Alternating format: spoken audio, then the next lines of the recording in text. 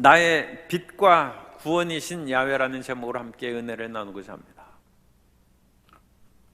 하나님은 빛이시니 그에게는 조금도 어둠이 없다고 말씀합니다. 오늘 우리 삶 가운데 다가오는 모든 고통과 질병과 죽음은 어둠이라고 할 수 있습니다. 그런데 하나님은 빛이신 즉 하나님이 우리에게 임하시면 우리가 밝아지고, 우리가 밝아지면 우리 속에 있는 모든 질병과 삶의 비탄과 죽음의 세력이 떠나가고 구원의 역사가 임하게 된 줄 믿습니다. 그러므로 우리가 빛 대신 주님 앞에 나아가기만 하면 우리가 구원을 받고 생명을 얻되 풍성히 얻게 되는 것입니다. 오늘 1절에서 시편 기자가 담대히 선언합니다. 야훼는 나의 빛이시요 나의 구원이시니 내가 누구를 두려워하리요. 야훼는 내 생명의 능력이시니 내가 누구를 무서워하리요. 그래서 여기에서 하나님의 세 가지 사역의 특성을 말씀하는데 빛, 구원, 생명의 능력이다. 그런데 사실은 가장 중심되는 단어는 빛이라는 것입니다. 하나님은 빛이신 것입니다. 하나님은 태초에 빛을 창조하셨습니다. 오늘날 우주선을 타거나 칼 세이건이 얘기한 것처럼 보이즈호가 태양계 밖을 벗어나면서 찍은 전송사진 가운데 보면 어두움 가운데 지구가 작은 창백한 푸른 점으로 지구가 나타납니다. 온 우주가 어두운 거예요. 그 어두움 속에서 하나님이 빛을 창조하신 것입니다. 근원적인 빛을 창조하셨고 그 빛을 담고 있는 발광체인 태양과 달을, 별들을 창조하셨습니다. 그래서 우주가 어둡다는 거예요. 우리가 우주를 안 나가봐서 잘 모릅니다만 지구 밖을 벗어나면 모든 것이 흑암이에요. 그런데 그 흑암 가운데 태양이 불덩어리가 빛을 발하고 있으니까 그 밝은 빛 가운데 우리가 지금 지구에서 사는 것입니다.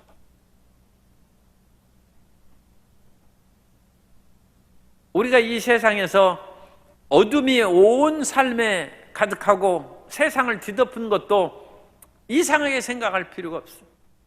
우주가 다 어두운 거예요. 그런데 그 가운데 빛을 만나면 우리가 살 수 있다는 것입니다. 저절로 있으면 우리는 어둠 속에 파멸과 고통과 추위와 절망 가운데 살아갈 수밖에 없다는 것입니다. 페르시아의 고대 종교에는 이원론의 사상이 있습니다. 그래서 빛과 어두움의 이원론의 그런 사상을 얘기하는데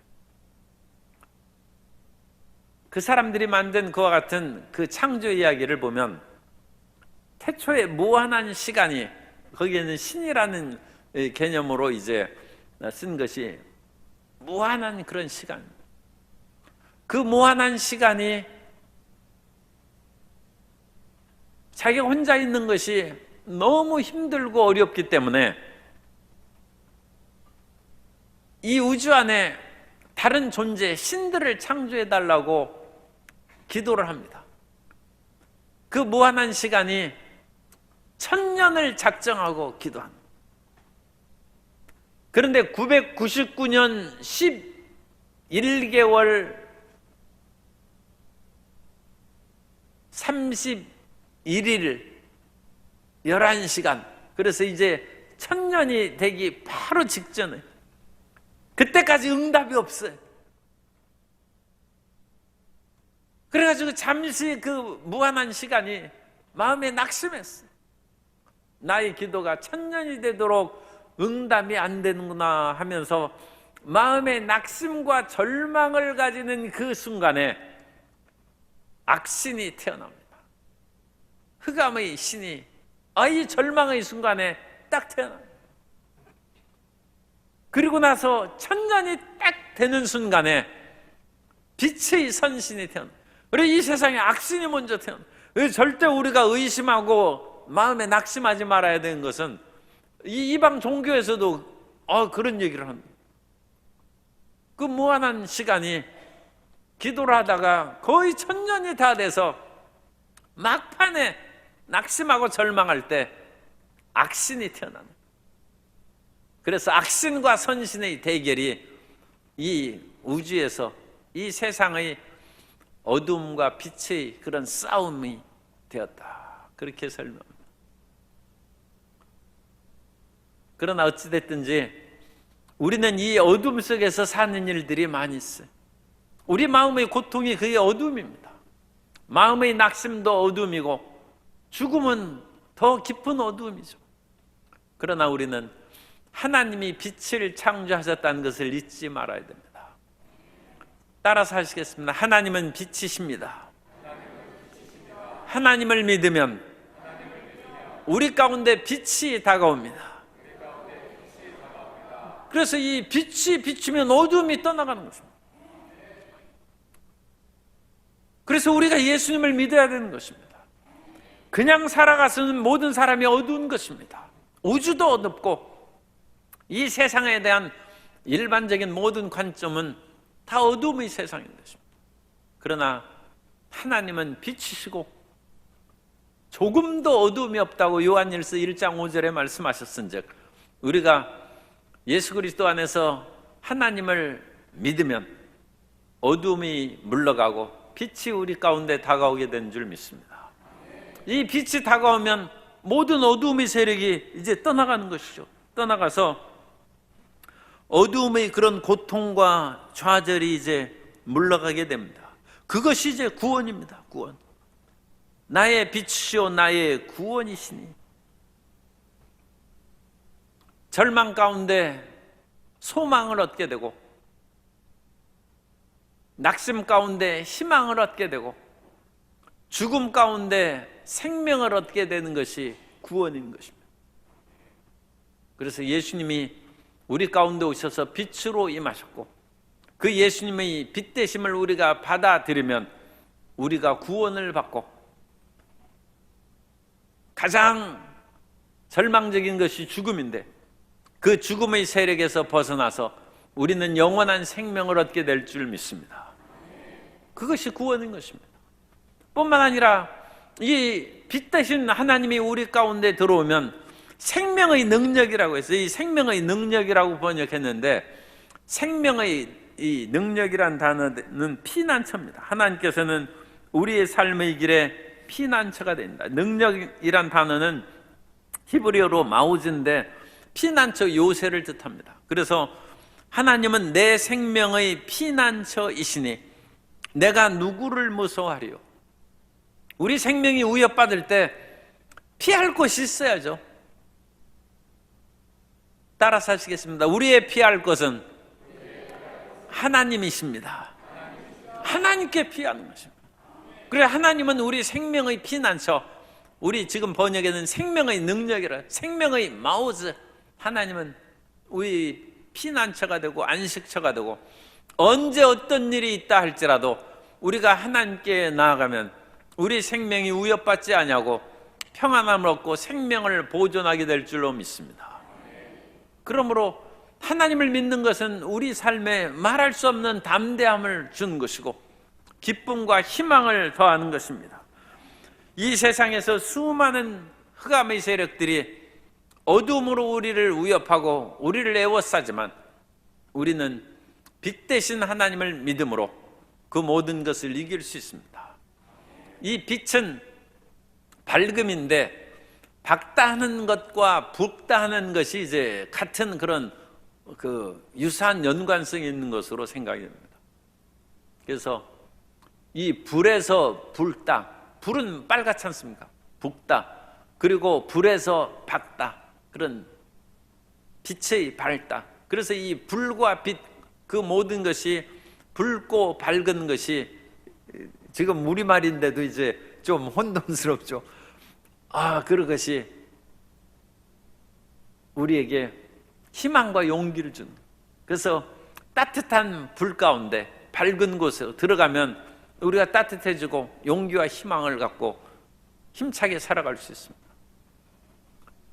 그래서 우리가 빛을 발견하고 이 빛을 만드는 것이 불입니다. 이 사람이 빛을 만드는 거예요. 그래 불을 이제 켜는 거예요. 그래가지고 나무를 부벼서 옛날 불을 켰어요. 그래서 그것은 인류의 시작 가운데 중요한 특징입니다. 그 호모 에렉투스부터 사실은 불을 사용한 것으로 생각을 합니다만 그건 직립원입니다. 이제는 50만 년 전이라고 했습니다만 그것이 자꾸 올라가가지고 이제 뭐 100만 년 더 올라가는 그런 것입니다만 어쨌든 사람의 특징의 하나는 불을 사용하는 것이다. 불을 사용. 그러니까 인간이 빛을 마음에 받아들이는 것으로부터 진정한 인간이 된 것으로 우리도 생각할 수 있습니다. 옛날에 빛이 없는, 불이 없는 그런 시대에 살던 사람들은 밤이 되면 무섭고 두렵죠. 그리고 밤이 되면 밤눈이 밝은 그런 야수들, 들짐승들이 밤눈이 어두운 인간을 공격하면 사람이 그걸 이길 수가 없어요. 그러니까 문을 꽁꽁 닫아놓고 옛날에는 이제 굴 속에서 하고 뭐 그것을 얼마나 뭐 철창이나 뭐 그런 것으로 문을 만들 수도 없으니까 위험이 많죠. 그래서 그 밤에 야수들에게 사람들이 공격을 당하면 피해를 많이 봤어요. 그런데 어느 날 사람이 어둠을 물리칠 수 있는 불을 발견했어요.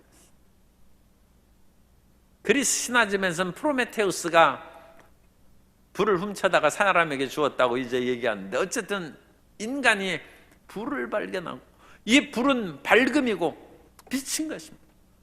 그래서 이 빛을 만든 이후부터 들짐승이 들어와서 야수가 와서 사람을 해치려고 하면 불로 횃불을 만들어서 그들을 공격하면 짐승들이 도망가는 거예요. 어둠의 세력이 물러가는 거예요. 그 말씀이 2절에 보면 악인들이 내 살을 먹으려고 내게로 왔으나 어둠의 세력들이 내 살을 먹으려고 내게로 왔으나 야수들이 들짐승들이 내 살을 먹으려고 내게로 왔으나 나의 대적들 나의 원수들인 그들은 실족하여 넘어졌도다. 왜냐하면 내가 빛 대신 하나님을 믿기 때문에 나의 대적 나의 원수들인 그들은 실족하여 넘어진다. 우리에게 어둠이나 원수들이 없을 수는 없어요. 왜냐하면 이 세상이 어둡고 우주가 깜깜하다니까요. 그런데 그 어두움 가운데 빛이 하나님께서 만드시고 빛이 있으므로 우리가 이 빛을 마음 가운데 가지고 있으면 우리 삶에 다가오는 어둠이 물러가게 될 줄로 믿습니다. 어둠의 세력인 원수들이 실족하여 넘어진다는 것입니다. 우리의 살을 먹으려고 공격하는 야수들이 밤에 모닥불을 켜놓고 불을 그렇게 만들어 놓으면 들짐승들을 쫓아낼 수가 있습니다. 원수를 이기는 길은 원수를 피해서 도망가거나 아니면 2중 3중으로 철책을 만들고 튼튼하게 방해해서 그 속에 있는 것이 아니라 내 속에 빛이 있으면, 불이 있으면, 밝음이 있으면 어둠은 떠나가는 것입니다. 그럼 우리는 빛 대신 예수님을 항상 마음 가운데 모셔드리고 그것을 다른 말로 하면 성령의 불이죠. 성령의 충만함을 받아서 우리 마음 가운데 빛과 불이 활활 타오르면 우리를 괴롭히는 원수 대적들이 떠나갈 것이요, 우리의 마음의 어두움도 물러갈 것이고 절망과 좌절도 떠나가게 될 줄로 믿습니다. 그러므로 다윗은, 이 시편의 기자는 하나님이 나의 빛이므로 어둠의 악인들이 나에게서 나를 이제 살을 먹으려고 나를 죽이려고 찾아왔으나 그들이 실족하여 넘어지고 다 도망가고 오히려 파멸되고 말았다는 것입니다. 이 말씀처럼 어둠의 세상에서 항상 빛을 가지고 밤에 어둠깜깜한 것을 그냥 가는 사람이 어디 있습니까? 요즘엔 휴대폰에 또 불을 켜는 것이 있으니까 뭐 그걸 가지고도 우리가 밝게 비출 수 있습니다만 그것보다 더 중요한 것이 우리 마음 속에 빛을 가져 우리 마음 가운데 불을 켜고 성령의 불을 밝히고 주의 말씀이 내 발의 등불입니다. 하나님의 말씀으로 어두움을 비치는 등불이 되어서 세상을 헤쳐나갈 수 있는 길을 얻는 우리 모두가 되어야 될 줄로 믿습니다. 그러면서 군대가 나를 대적하여 진칠지라도 내 마음이 두렵지 아니하며, 이제 이 어두움의 세력들이 군대를 만들어서 진을 친다 할지라도 하나님의 불이 있고 빛이 있는 사람들은 두렵지 않고 마음의 안연함과 평안함을 가질 수 있다는 것입니다. 엘리사가 도단성에 있을 때 아람 왕이 엘리사를 잡으려고 이제 군대를 동원했어요. 그 뒤에 엘리사는 아람 군대가 이스라엘을 공격하는 것을 하나님의 지혜, 그러므로 계시의 영을 받아서 여러 번 적군이 어디로 쳐들어올 것인가를 다 그것을 알고 이스라엘의 방어함에 아람 왕이 기가 막힌 거예요. 우리 안에 틀림없이 첩자가 있다는 거예요. 그런 식으로 이제 사분오열돼 가지고 아람 군대가 또는 아람 나라가 그야말로 쇠약해지고 멸망하면 좋았을 텐데, 이 아람 군대의 강성한 것도 이유가 있어요. 거기에 지혜로운 신하들이 있는 거예요. 그러자 그 신하가 얘기하는 거예요.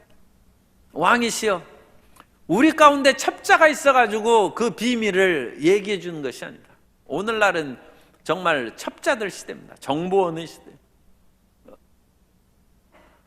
2중, 3중 간첩들이 그야말로 온 세계에 가득하고, 그 사람들은 자기 중심이요, 자기가 돈 벌고 자기 출세의 그것을 목적으로 삼기 때문에 국가의 안위나 온 국민들의 안정, 그런 것들은 두 번째, 세 번째, 그것은 마음에 없어요.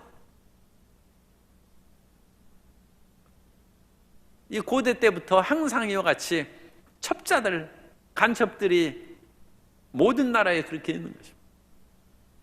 그래서 아람 왕이 탄식하자 그 신하가 똑똑한 신하죠. 왕이시여, 우리는 하나로 왕을 섬기고 충성하고 있습니다. 우리 안에 첩자가 있는 것이 아니라 이스라엘에 엘리사가 있기 때문입니다. 우리는 튼튼하지만 우리보다 더 강하고 지혜로운 하나님의 종 엘리사가 이스라엘에 있다는 것입니다. 그 엘리사가 있는 한 왕이 침소에서 얘기하는 것도 엘리사가 다 합니다. 그러므로 우리가 이스라엘을 못 이긴다. 그러면 엘리사를 먼저 죽이는 것이 이스라엘을 정복할 수 있는 길이라 해서 도단성을 에워싸서 아람 군대가 빽빽이 에워쌌을 때 그 놀라운 그 얘기가 있어요. 열왕기하 6장 15절 이하에 보면 하나님 사람의 사환이 일찍 일어나서 나가보니 군사와 말과 병거가 성읍을 에워쌌는지라. 이 아람 군대가 에워쌌습니다. 그의 사환이 엘리사에게 말하되 내 주여, 우리가 어찌하리이까 하니 대답하되 두려워하지 말라. 우리와 함께한 자가 그들과 함께한 자들보다 많으니라 하고 기도하여 이르되 야훼여 원하건대 그의 눈을 열어서 보게 하옵소서 하니 야훼께서 그 청년의 눈을 여심해 그가 보니 불말과 불병거가 산에 가득하여 엘리사를 둘렀더라. 이 뒷절은 제가 새로 첨가했어요. 그래가지고 화면에 안 나왔어요. 이 말씀을 증거하다 보니까 이 앞에 그냥 하나님의 군대가 에워싸다는 거기까지만 제가 이제 자료를 보냈어요. 그리고 나서 다시 보니까 귀중한 것이 빠졌어요. 무엇이 빠졌느냐? 하늘의 불말과 불병거. 그냥 하늘의 천군 병거와 말 그렇게 하면 됐는데 왜 불이 들어간다? 하나님의 천군 천사들은 빛의 천사와 천군입니다. 그리고 엘리사를 에워싼 아람 군대가 상대적으로 어둠의 군대라는 거죠. 불의 군대가 엘리사를 에워싸고 있는 아람 군대를 에워쌌은즉 어둠의 아람 군대는 당연히 쫓겨나고 멸망하게 된 줄 믿습니다. 이 빛이 우리가 다른 사람을 이기려고 할 때 서로 어둠과 어둠 가운데 싸워서 이기려고 하지 말고 우리 가운데 빛이 가득하면 어둠의 세력은 지게 되어 있습니다. 우리가 빛이 비치면 어둠이 당연히 쫓겨나는 것은 이 세상의 그 당연한 이치 아닙니까? 해가 뜨면 어둠이 사라지지 않습니까? 깜깜한 때 촛불을 끄면 어둠이 물러가지 않습니까?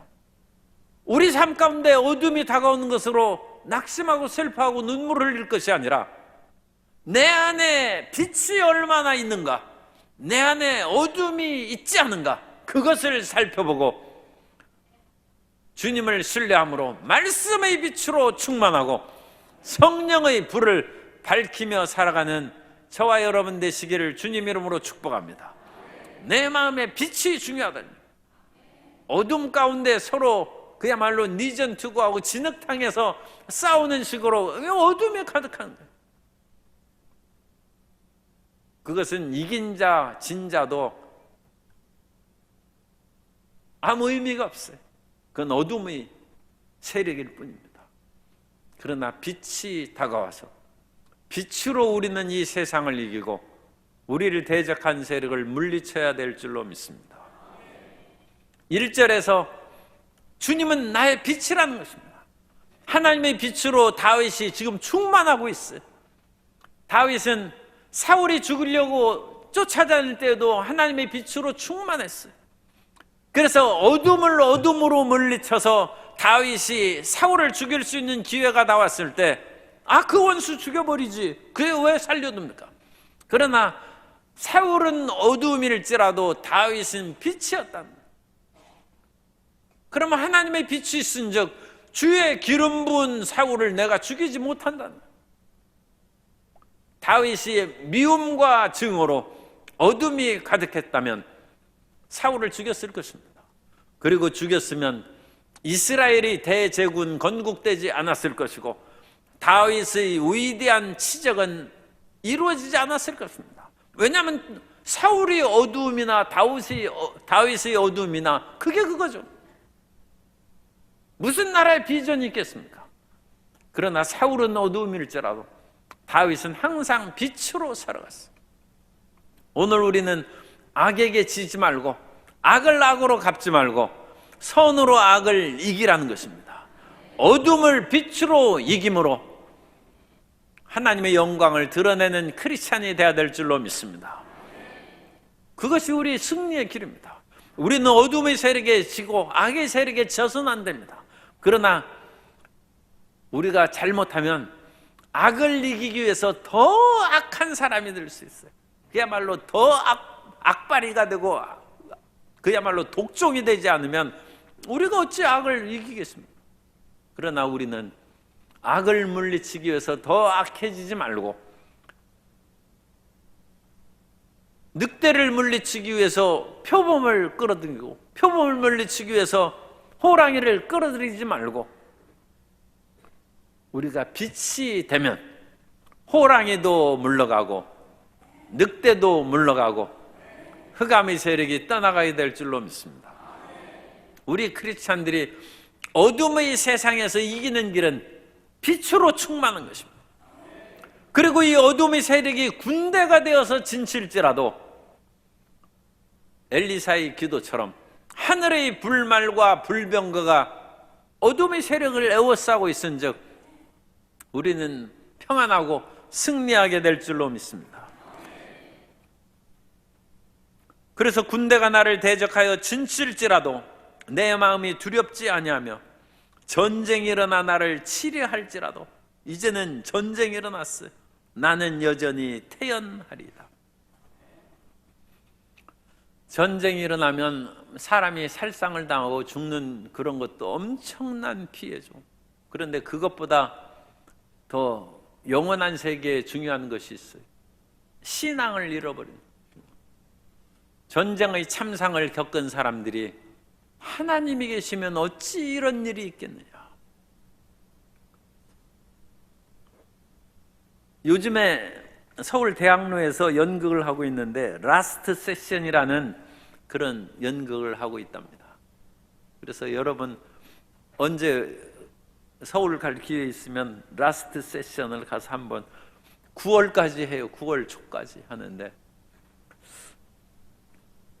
그 내용을 안 가보신 분을 위해서 제가 내용을 일부 말씀드리겠습니다. 이 라스트 세션은 하버드 대학의 아멘드리 콜라이 교수의 루이스 대 프로이트라는 유신론자와 무신론자의 대논쟁이라는 그 책을 대본으로 해서 만든 거예요.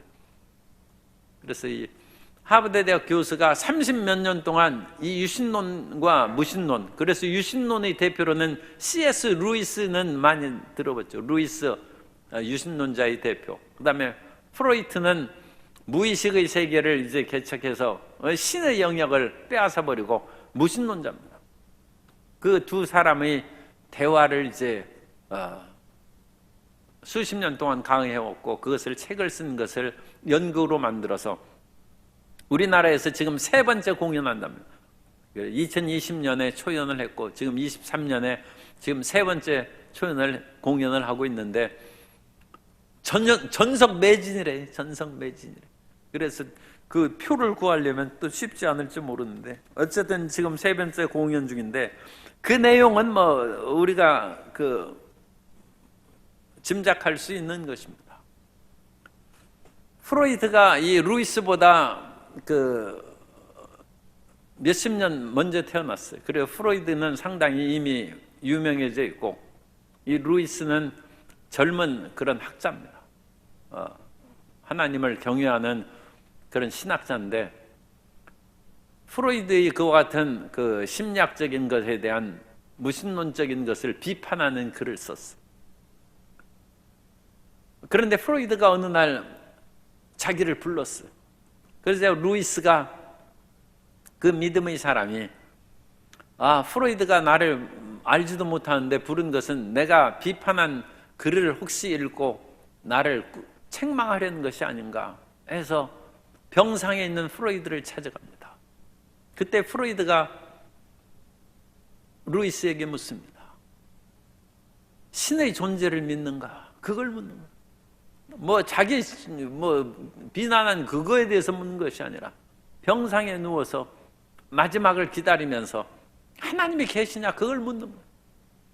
그래서 이 루이스가 하나님이 계신 것을 얘기해주고 프로이트는 하나님이 안 계시다는 것을 얘기하는 그 논쟁을 한 것이 연극입니다. 그래서 이 연극은 2인극이에요. 두 사람이 나와서 무신론자의 대표 프로이트와 유신론자의 대표 루이스의 그와 같은 대화를 한 90분간 한다. 그런데 프로이드가 안 믿는 이유는 일반적인 얘기입니다. 프로이드는 유대인입니다. 그래서 유대인으로서 말할 수 없는 핍박과 고난을 받고 살아왔어. 거기에다가 자기의 사랑하는 딸과 손녀가 갑자기 죽었어요. 그래서 자기 자식과 손녀의 죽음으로 말미암아 충격을 받았고 프로이드 자신은 구강암에 걸려가지고 지금 사경을 헤매고 있어. 그 당시에 한 16년 동안 암에 시달리고 있었다고 해요. 하나님이 계시면 왜 이런 불행하고 고통한 일을 합니까?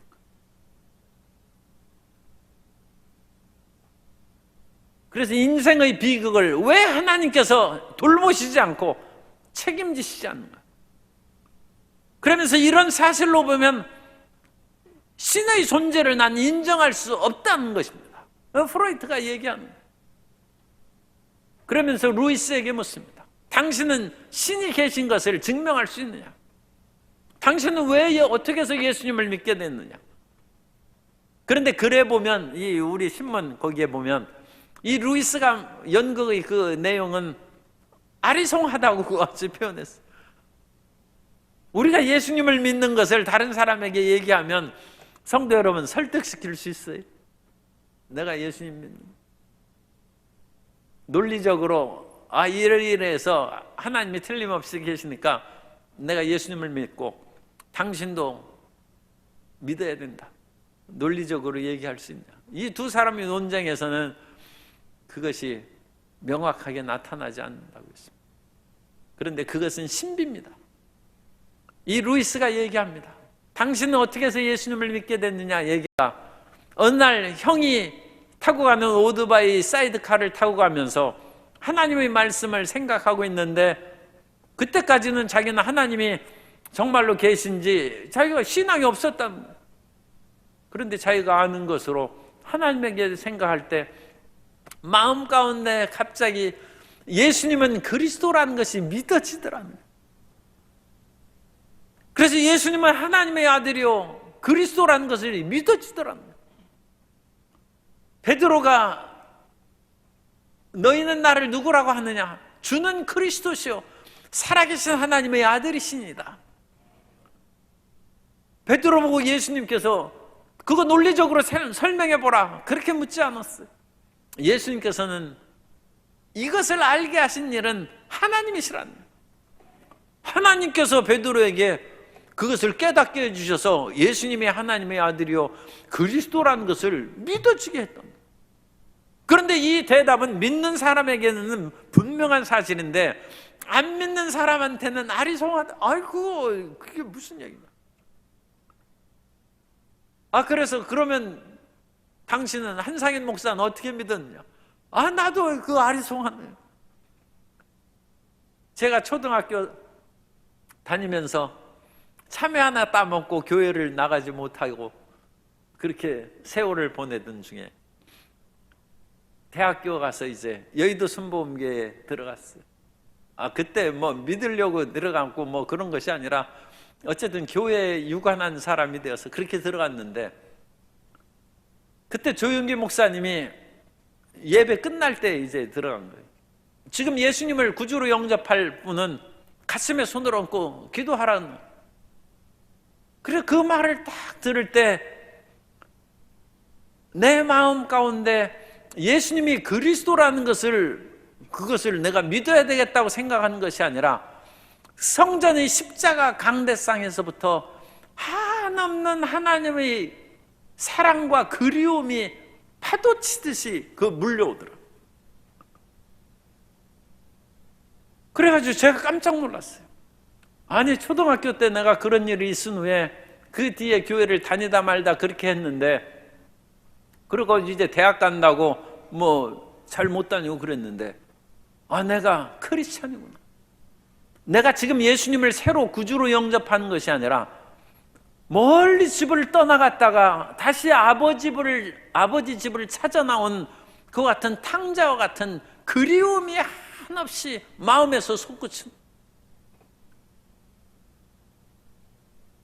그래서 예수님을 왜 믿느냐? 예수님이 그립다는 거예요. 예수님이 나의 오랜 사랑이라는 한없는 그런 사랑이 마음 가운데 한없이 퍼져나오고 그렇게 해서 내가 예수님을 믿고 주의 종이 됐다 얘기하면 그거 물론 그럴 수 있겠죠. 그런데 그것을 가지고 나보고 예수님 믿으라고 간증하는 겁니까? 아리송한데요. 그렇게 할 수 있다. 그래서 이 연극은 라스트 세션은 그런 식으로 끝나요. 프로이드의 불신의 이유는 분명하게 나타나요. 하나님이 선한 하나님이시면 왜 인생을 고통 가운데 놔두냐? 나는 그런 하나님은 안 계시다. 우리가 고통이 너무 많기 때문에 그렇게 생각한다. 그렇게 프로이드는 얘기하고 루이스는 하나님께서는 우리에게 고통을 주신 것을 통해서 더 하나님께 가까이 나아가게 하는 그 길을 열어두셨다. 그렇게 얘기하는데 안 믿는 사람은 이해가 안 돼요. 더군다나 프로이드가 그런 전쟁과 온갖 그런 어려움의 1차 대전, 2차 대전, 이 히틀러의 그런 치하 그 속에서 유대인의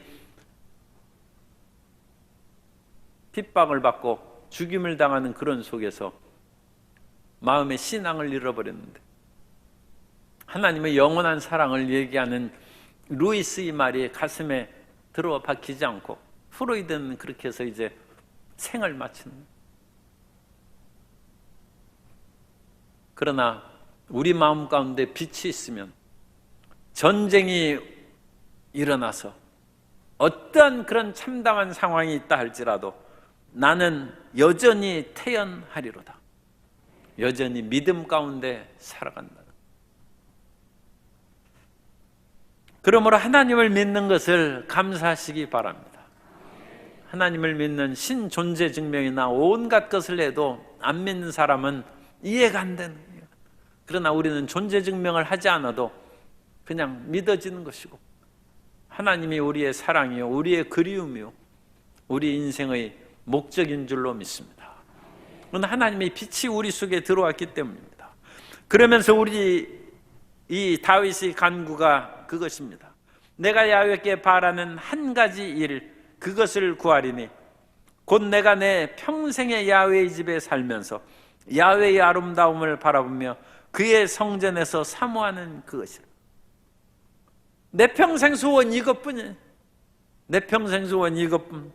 곧 평생의 야훼의 집에 살면서 야훼의 아름다움을 바라보고 교회에 오면 무섭다는 사람이 있어요. 그러나 성전은 아름다운 것입니다. 십자가가 무서운 것이 아니라 예수님의 사랑의 아름다운 증표인 줄로 믿습니다. 그래서 하나님의 집에 살면서 야훼의 아름다움을 바라보며 십자가의 사랑을 바라보며 그의 성전에서 사모하는 그것이라. 그러므로 다윗은 악인의 궁정에서 첫날을 사는 것보다 하나님의 전에 문지기로 하루를 사는 것이 더 낫다는 것입니다. 하나님을 사모하고 그리운 마음이 우리 마음 가운데 있는 그 자체가 하나님께서 우리에게 기적을 베풀어 주신 것이고 구원의 은혜를 베풀어 주신 것이고 그것은 믿음의 신비입니다. 그 믿음의 신비는 받은 사람이 아니면 알 수 없는 그 은혜를 우리에게 주신 줄 믿습니다. 그러면서 이 하나님을 믿고 전진하는 우리 또 다윗을 5절에 보면 환난 날에 나를 그의 초막에 비밀히 지키시고 그의 장막 은밀한 곳에 나를 숨기시며 높은 바위 위에 두시리로다.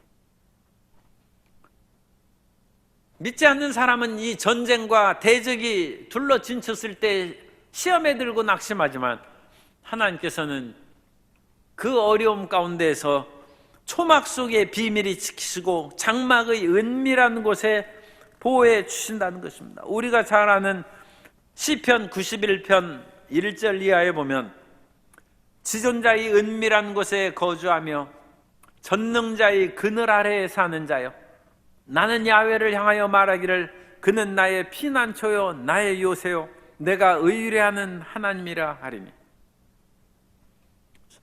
우리는 하나님의 은밀한 곳에 거함으로 하나님께서 우리를 항상 지키고 보호하시고 서로 우리가 이 세상의 물 가운데 불 가운데 지날지라도 우리의 생명을 다시 살리셔서 영원한 생명으로 우리를 회복시켜 주실 줄 믿습니다.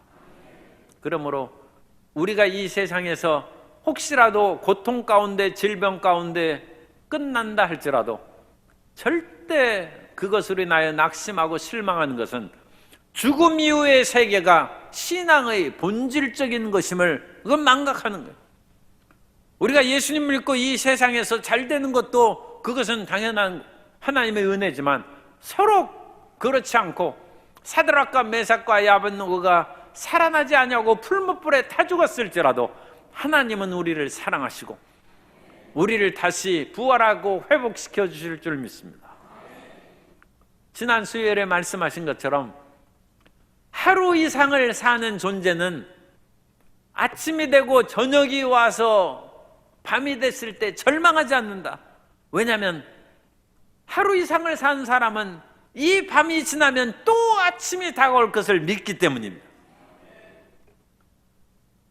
1년 이상을 수년을 사는 그런 짐승이나 그런 사람은 봄, 여름이 지나가고 쓸쓸한 가을과 혹독한 죽음의 겨울이 다가와도 절망하지 않습니다. 왜냐하면 겨울이 지나면 다시 봄이 오기 때문입니다. 다시 봄이 온다는 것을 우리가 인생을 살아가면서 끊임없이 경험했어요. 그런 것처럼 성경은 말씀합니다. 우리가 이 세상에서 살면 70이요 강건하면 80이라도 죽음이 다가오는데, 죽음이 지난 다음에 영원한 새 세계가 우리에게 다가온 줄 믿습니다. 죽음의 그 골짜기를 벗어나서 우리에게 영원한 새 삶이 있다는 것을 믿고 담대함을 얻게 되시기를 주님 이름으로 축복합니다.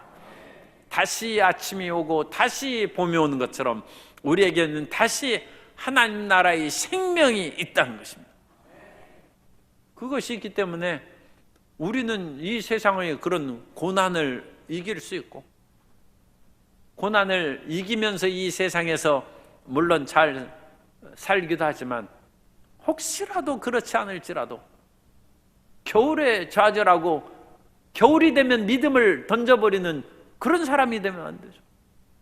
밤이 왔다고 하나님이 나를 버리셨다, 그런 사람이 되면 되겠어요? 아침에는 다시 하나님의 기쁨이 찾아오게 될 줄로 믿습니다.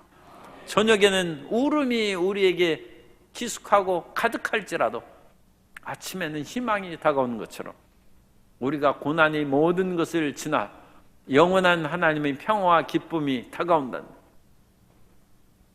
그리고 평상시에는 하나님께서 그 초막 가운데, 장막 가운데 우리를 지켜 보호하심으로 하나님께서 6절 이제 내 머리가 나를 둘러싼 내 원수 위에 들리시며, 하나님께서는 우리를 높이시고 세우시고 하나님의 장막에서 항상 즐거운 제사를 드리고 노래하며 찬송하는 삶을 살겠다고 다윗이 다짐하고 있습니다.